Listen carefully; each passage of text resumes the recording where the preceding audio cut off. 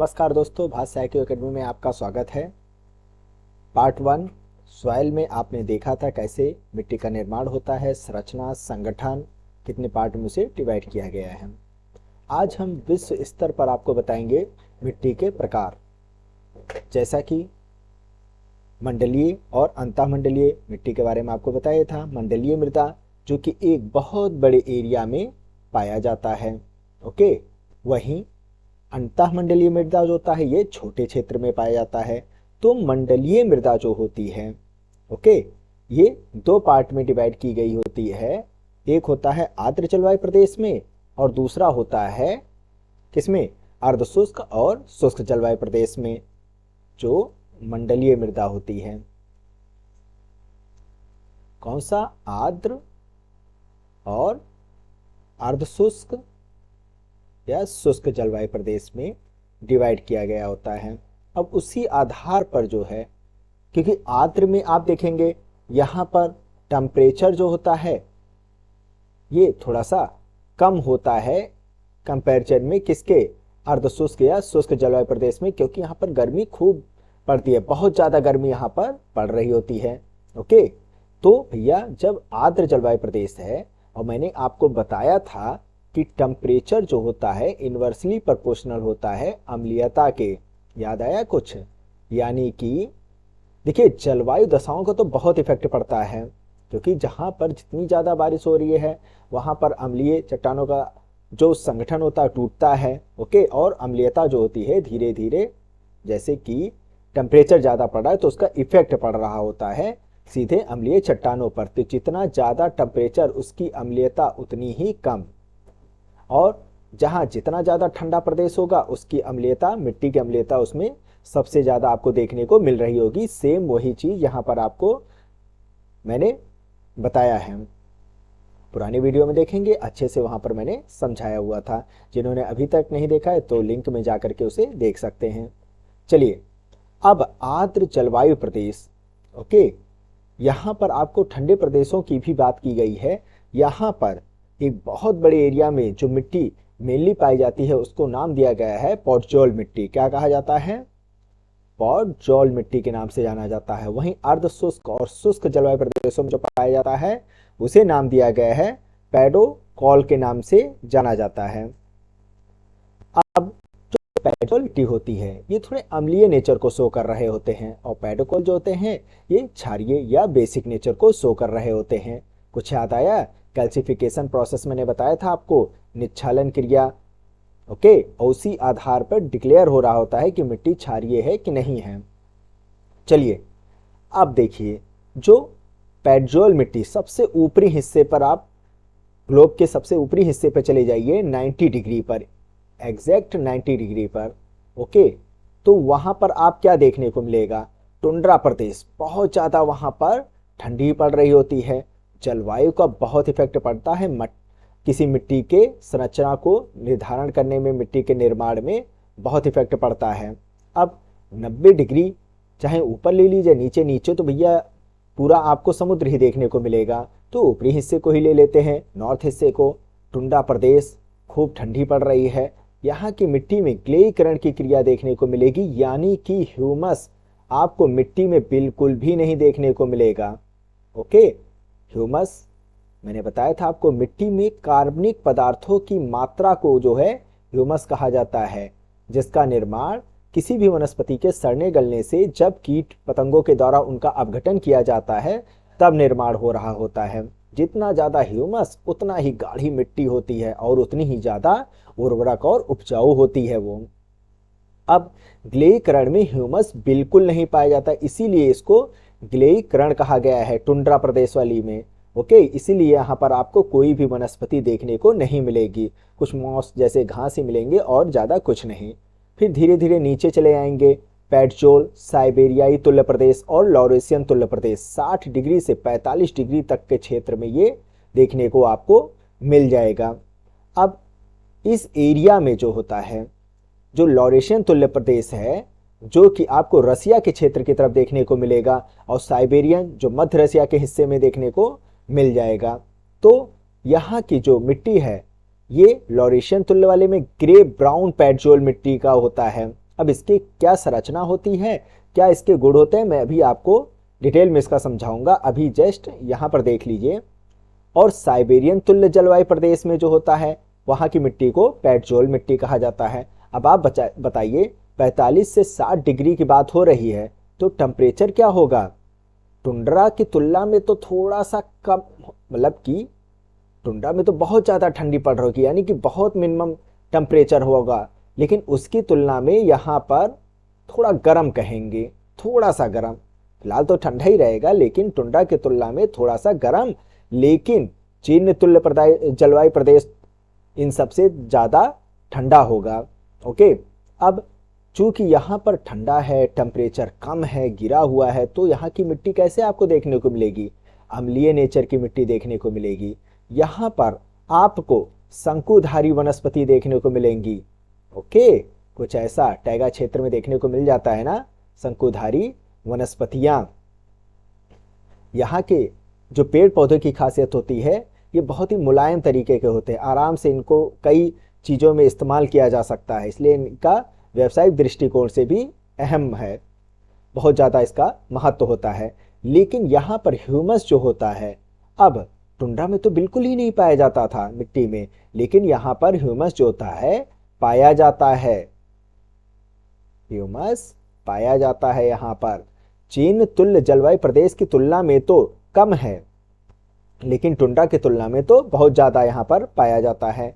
वही सेम चीज़ आपको पेट्रोल वाले एरिया साइबेरियन तुल्य प्रदेश में भी देखने को मिल रहा होगा। अब थोड़ा सा नीचे आ जाइए, 45 डिग्री से 30 डिग्री के बीच में, जिसे चीन तुल्य प्रदेश कहा जाता है। अब हम आपको चाइना की तरफ लेकर चल रहे हैं।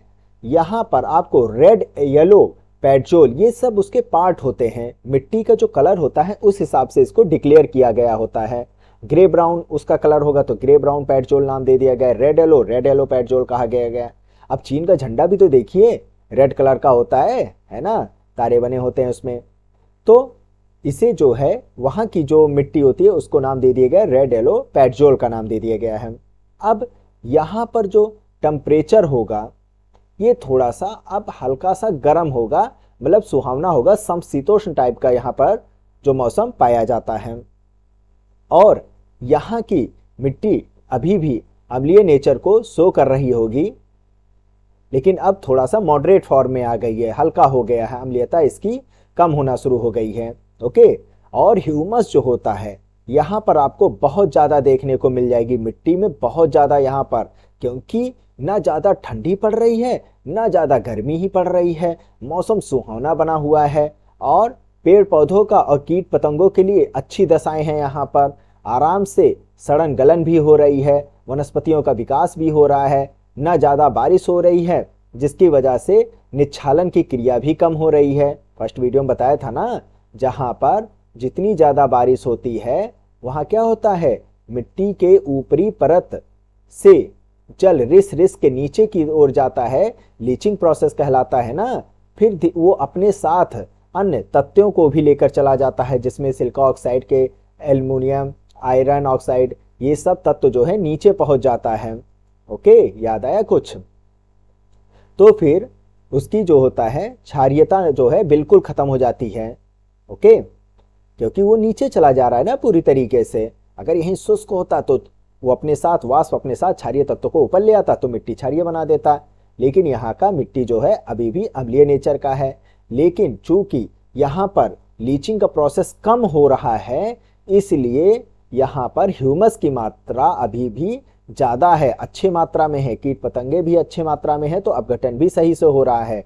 तो चीन तुल्य जलवायु प्रदेशों में वनस्पतियां आपको काफ़ी घनी दिखाई पड़ेंगी। और सेम वही चीज़ आपको ब्रिटिश तुल्य जलवायु प्रदेश में भी देखने को मिलेगा। इसकी एक खासियत बताऊँ, यहाँ पर हर साल बारिश होती हुई दिखेगी आपको, और ख़ासकर आपको यहाँ पर जो बारिश दिखेगी वो ठंडियों के मौसम में बहुत ज़्यादा दिखेगी। और वही सेम चीज़ आपको भूमध्य सागर में भी दिखेगी। यहाँ पर ठंडियों में बरसात होगी, लेकिन यहाँ पर गर्मियों में नहीं बरसात होती है भूमध्य सागरीय प्रदेशों में। देखिए आपका जो मौसम होता है, कभी देखिए दिसंबर जनवरी का मौसम होता है, पश्चिमी विक्षोभ का असर रहता है कि नहीं, बारिश हो रही होती है ना, तो यही भूमध्य सागरीय प्रकोप तो वहाँ पर देखने को मिल रहा होता है। लेकिन गर्मियों में यहाँ पर बारिश नहीं होती, बहुत ना के बराबर हो रही होती है। भूमध्य सागरीय की बात कर रहा हूँ, लेकिन ब्रिटिश तुल्य में तो 12 महीने पूरा होता रहता है, बस गर्मियों की अपेक्षा में ठंडियों में ज्यादा हो रहा होता है। सॉरी। तो यहाँ की जो मिट्टी होती है ग्रे ब्राउन कलर की होती है, इसीलिए इसका भी नाम ग्रे ब्राउन पेट्रोल नाम दिया गया है। तो ये जानकारी थी जो थोड़ा अम्लीय नेचर वाली मिट्टी थी। ओके, अब इसी में जो होता है लेटराइट मिट्टी भी आ जाती है, और लेटसोल या लेटराइट मिट्टी भी आ जाती है। लेटराइजेशन प्रोसेस होता है ना, तो लेटराइट मिट्टी जो होता है ये मंडलीय बहुत बड़े एरिया में पाया जाता है। मानसूनी प्रदेश 30 डिग्री से 10 डिग्री के बीच में जो कि है, और 10 से 0 डिग्री के विषुवत रेखीय प्रदेश में देखने को मिलेगी। लेकिन यहाँ पर बारिश बहुत ज्यादा हो रही होती है, और जितनी ज्यादा बारिश रिस रिस कर वो अपने साथ तत्वों को नीचे की ओर लेकर चला जाता है, और यहाँ पर लीचिंग का प्रोसेस जो होता है बहुत ज्यादा होता है, जिसकी वजह से जो ह्यूमस की सही मात्रा होती है उतनी यहाँ पर जनरेट नहीं हो पाती है। कीट पतंगे बहुत ज्यादा होती हैं, बहुत ज्यादा कंज्यूम कर लेती हैं, हद से ज्यादा वो अपना देखिए एक लिमिटेड में अगर वो अपघटन करती रहेंगी तब तो सही है, मतलब सड़ी गली चीजों को वो खाती रहेंगी एक लिमिटेड मात्रा में, तो मिट्टी का जो उर्वरक क्षमता है वो सही से एक बैलेंस में चलता रहेगा। अब भर भर के एक ही बार में खाना शुरू करते हैं, उनकी कंजम्पशन पावर बढ़ गया है, तो फिर क्या होगा, मिट्टी पर वो गलत इफेक्ट डालना शुरू कर देता है। एक रीजन वो हो जाता है, दूसरा लीचिंग का प्रोसेस हो जाता है। तो आपको मानसूनी प्रदेशों में क्या होता है, यहाँ पर अब थोड़ा सा ह्यूमस की मात्रा कम होते हुए चली जाएगी, और यहाँ पर पहुंचेंगे जब विषुवत रेखीय प्रदेशों में, तो यहाँ पर ह्यूमस और भी ज्यादा कम हो जाएगी। लेकिन ग्लेयीकरण वाला प्रोसेस नहीं देखने को मिलेगा, वो केवल आपको टुंड्रा में देखने को मिलेगा। और यहाँ पर आपको चूंकि गर्मी भी बहुत ज्यादा पड़ रही है, तो इसका असर आपको देखने को यहाँ पर मिल रहा होगा। ओके, अब वैसे तो यहाँ पर वनस्पतियों का विकास अच्छे मात्रा में होता है, लेकिन उमस उमस बहुत ज्यादा होती है, बारिश बहुत ज्यादा होती है, इसका एक इफेक्ट यहाँ पर पड़ रहा होता है।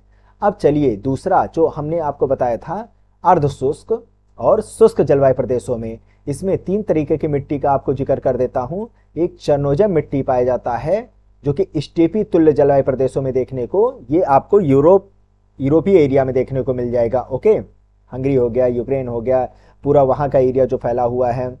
ओके, अगल बगल के जो देश हो गए उसके, जर्मनी, पोलैंड, बेलारूस, सर्बिया, इन सब इलाकों में। और रेड चेस्टनट ये समाना तुल्य जलवायु प्रदेशों में देखने को मिल रहा होगा। इसके लिए अफ्रीका में आप चले जाइए, ऊपरी हिस्सा पूरा समाना जो सहारा मरुस्थल से सटा हुआ है। ओके, यहाँ पर आपको रेड चेस्टनट देखने को मिलेगा मिट्टी। और वहीं मरुस्थलीय क्षेत्रों में चले जाएंगे तो जहां पर बारिश होती ही नहीं है, मुश्किल से हो जाए तो हो जाए, वरना तो बिल्कुल ही नहीं हो रही होती है, तो ये डिजर्ट सॉइल इन्हें कहा जाता है। ब्राउन चेस्टनट एकदम भूरे कलर का होता है ना पूरी तरीके से। अब इसमें क्या खासियत होती है, देखिए स्टेपी वाले में तो हल्की फुल्की बारिश हो जाती है, ओके, कोई दिक्कत नहीं होती है इस क्षेत्र में।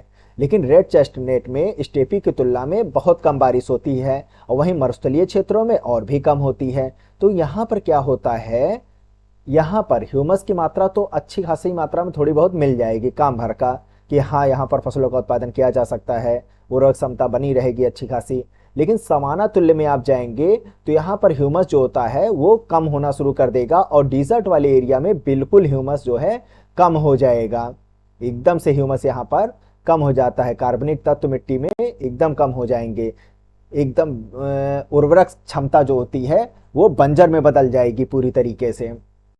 अब स्टेपी तुल्य जो जलवायु प्रदेश होती है, यहाँ पर चूंकि घमासान धूप पड़ती रहती है, यहाँ पर बारिश कम हो रहा होता है और क्षेत्रों की तुलना में, तो क्या होता है, यहाँ पर कैल्सिफिकेशन की प्रोसेस हो रही होती है। कैपिलरी प्रोसेस याद है कुछ, जिसमें जल अपने साथ क्षारीय तत्वों को ऊपर की ओर लाता है। जल तो वाष्पित होकर चला जाता है भैया सूर्य से दर्शन मिलने, नीचे जमीन पूरी क्षारीय मिट्टी, तो वहां की मिट्टी थोड़ी सी ऊपर हो रही है। ओके, ये चीज आपको समाना क्षेत्र में ज्यादा देखने को मिलेगा, और मरुस्थलीय में और भी ज्यादा देखने को मिल रहा होगा छालन की क्रिया। इसलिए मरुस्थलीय प्रदेश की मिट्टी क्षारीय नेचर को शो कर रही होती है। ये था हमारा पूरे वर्ल्ड लेवल पर। चलिए एक ग्लोब में इसको हम दिखाते हैं। आप देख रहे हैं 0 डिग्री से लेकर के 10 डिग्री के बीच में, फिर 10 से 30, 30 से 45 और 60, फिर 90 डिग्री तक इसको डिवाइड किया गया है। ओके, अब हम अगर 0 डिग्री से ऊपर की ओर बढ़ेंगे तो आप बताइए टेम्परेचर पर क्या इफेक्ट पड़ेगा। टेम्परेचर धीरे धीरे जैसे जैसे ऊपर बढ़ेंगे कम होता हुआ चला जाएगा, और तापमान चूंकि कम होता हुआ जा रहा है तो अम्लीयता क्या हो जाएगी, एसिड पे क्या असर पड़ेगा, वो बढ़ता हुआ चला जाएगा। यानी 90 डिग्री 60 डिग्री के बीच में आपको एसिड नेचर वाले सॉइल ज्यादा देखने को मिल रहे होंगे। वही सेम चीज आपको नीचे भी देखने को मिल रहा होगा। ओके, अब यहां पर भौतिक और रासायनिक क्रियाओं का दर जो होता है वो ऊपर जैसे जैसे जाएंगे कम होता हुआ चला जाएगा। भाई यहां पर हमेशा बर्फ ही जमी रहती है तो किसी प्रकार का सड़न गलन तो होगा ही नहीं। ऐसा लगेगा कि भगवान ने खुद, प्रकृति ने खुद कंज्यूम करके रखा है। भाई फ्रिज में रख दीजिए, कोई चीज सड़ता है? जब उसका ऑक्सीकरण की क्रिया ही धीमी हो जाती है तो कहां से वो चीज सड़ पाएगी, ये बताइए आप। तो ठंडा प्रदेश एकदम, सड़न गलन की क्रिया वैसे ही कम, बारिश हो ही नहीं रही है, जो भी हो रहा बर्फ के रूप में हो रहा है। तो यहाँ पर आपको वनस्पति वैसे भी कम देखने को मिलेगी, सड़न गलन हो नहीं रही है, कीट पतंगे उतना है नहीं, तो ह्यूमस की मात्रा यहाँ पर कम होती हुई चली जाती है। वहीं 45 से 30 में बरसात भी हो रही है, थोड़ी बहुत बर्फबारी भी हो रही है, अच्छी दशाएं हैं, हरा भरा मौसम है। ओके, तो यहाँ पर आपको ह्यूमस भर भर के मिलेगा। ठीक सी दशाएं के लिए, के लिए, जमीन के लिए, उनके लिए हर दृष्टि से ये अच्छा माना जाता है। फिर 30 डिग्री से 10 डिग्री ये भी अच्छा होता है। ह्यूमस यहाँ पर थोड़ा सा अब कम हो जाता है। ओके, बाकी तो वनस्पतियां, चूंकि बारिश यहाँ पर ज्यादा हो रही है तो वनस्पतियों का विकास यहाँ पर अच्छी मात्रा में होता रहता है। और मेन वही चीज होता है यहाँ पर कि यहाँ पर बारिश ही सबसे ज्यादा हो रही है, जिसकी वजह से निच्छालन की क्रिया से यहाँ पर कम हो जाता है ह्यूमस की मात्रा। और ये देखिए लाल एकदम भुजंग, 0 से 10 डिग्री ऊपर और नीचे एकदम गर्मी यहाँ पर पड़ती रहती है। 12 बजे के बाद आप चले जाइए तो 2 बजे से 4 बजे के बीच में तो हमेशा यहाँ पर बारिश हो रही होती है, और किससे, संवहनीय वर्षा से बारिश हो रही होती है। सेम चीज वैसे ही नीचे भी आप देखने को मिल जाएंगे। तो इसी प्रकार पूरी पृथ्वी को जो है डिवाइड कर दिया गया है अलग अलग पार्ट में। ओके, साइबेरियन क्षेत्र में, चीन तुल्य क्षेत्र में, मानसूनी वाले में स्टेपी, सवाना क्षेत्रों में बांट दिया गया है, और भूमध्य सागरीय क्षेत्रों में बांटा गया है इसको। ब्रिटिश तुल्य जलवायु प्रदेशों में इसको डिवाइड किया गया है। इनके अक्षांशों के आधार पर अगर आप देखेंगे तो आसानी से इसे समझ जाएंगे। तो इस डायग्राम को भी आप बना लीजिएगा। ये वर्ल्ड लेवल पर मिट्टी का पूरी संरचना थी, जो कि मेंस के पर्पज से बहुत ज़्यादा इंपॉर्टेंट है, और साथ ही साथ प्री में भी इससे कुछ पॉइंट पूछ लिए जाते हैं, जैसे ह्यूमस की मात्रा, घटते बढ़ता क्रम, अम्लीयता का प्रभाव, तापमान से क्या इफेक्ट पड़ रहा होता है। तो ऐसे क्वेश्चन इसमें से पुटअप किए जाते हैं। तो आज बस इतना ही। नेक्स्ट इसका थर्ड पार्ट जो है, जिसमें हम अब भारत के परिप्रेक्ष्य में मिट्टी के बारे में बताएंगे पूरा डिटेल में। तो उसके लिए अभी से आप सब्सक्राइब कर लीजिएगा पूरे, और वीडियो को जितना हो सके शेयर कर दीजिए। आज के लिए बस इतना ही। धन्यवाद। जय हिंद, जय भारत।